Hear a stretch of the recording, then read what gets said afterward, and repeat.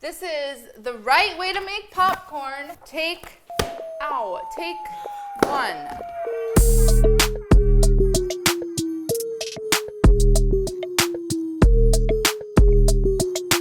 Today we're gonna learn how to make popcorn the right way because there's really a right and a wrong way to make it. And obviously microwaving is one way you could go, but it's so easy to make it home on the stovetop. But you have to be intentional about the way you make your popcorn. So we're gonna make this. It's bright yellow the way fake movie butter popcorn looks, but it doesn't taste fake because we're getting the yellow color from turmeric and nutritional yeast.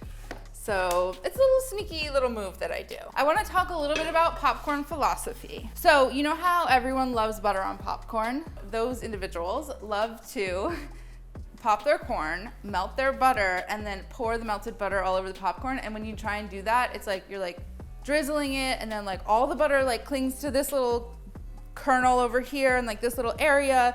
This recipe solves that problem because we're going to fry the popcorn in copious amounts of oil and butter, a mixture of the both, and we're not gonna add any at the end. But it doesn't matter because there was so much in the pot to begin with. So that's the right way to make popcorn. So here's what you do. You get a big pot with a tight fitting lid. You need to be able to trap steam in there. And you add a 1/4 cup of neutral oil, so canola, vegetable, sunflower, yada yada, as well as a 1/4 cup of butter. Over medium heat, I'm heating the oil, and once the oil feels like it's hot-ish, I will add the butter. And I'm not gonna add it yet because if I add it now, then it will slowly melt while the oil is heating up, and then it will start to brown before you even added the popcorn kernels. And then by the time the popcorn is done, it's gonna be burnt. All you have to remember is 1/2 cup of fat to 1/2 cup of kernels. It's a 1/4 cup of oil, 1/4 cup of butter. That equals 1/2 cup, and then 1/2 cup of kernels. So we're adding the butter. We are swirling and melting. Okay, so we've just melted the butter, so now I'm adding 1/2 cup of kernels. And I'm gonna do about a teaspoon of turmeric. And so that's not for flavor really, it's just for color.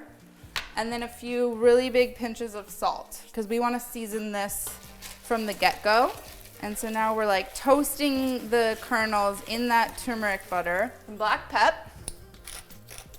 And then we're gonna cover it. And soon enough, what the? As I say, tight fitting lid.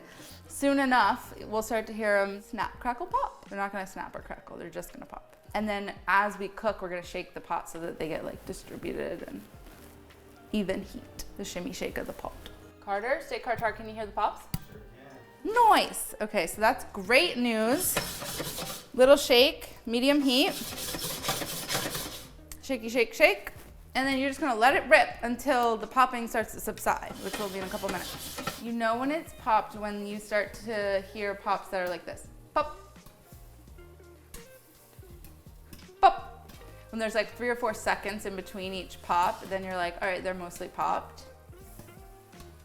But right now we're like, pop, pop, pop, pop, pop. You're not supposed to do that. I took a peek.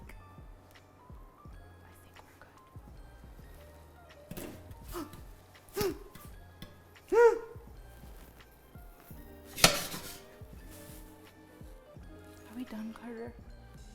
Carter says we're done. Here's the other thing that I do, because you've now created quite a bit of steam in there and you want to keep your popcorn really crispy. So one thing that you can do is to just pop the lid a little bit and let the steam evaporate. But that way, like if there's any stragglers that want to pop, they won't pop out of the pot, and you just give it a second to release the steam, but keep it warm. So now we're popped. We are beautiful and stained yellow in a very fake looking way, which we love. We're going straight into another bowl. You should not season your popcorn right in the pot because you will burn yourself. I've done it so many times.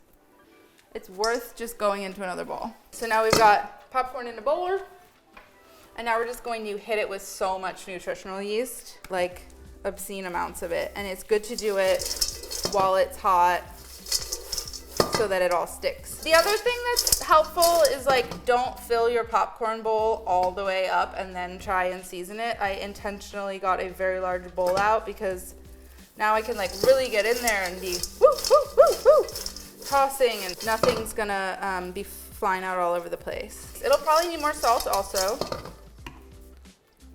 That should come as no surprise. Salt and pepper don't belong always on all things together. Like, I think everything needs salt. Some things need salt and pepper, and nothing needs pepper and not salt. Popcorn, I think, falls into the category of needs salt and pepper, or likes salt and pepper. Okay, and that's how you make popcorn. Literally just fry it in so much fat, and then smother it in nutritional yeast, and make sure it's seasoned. It's the crispiest, crunchiest popcorn of all time.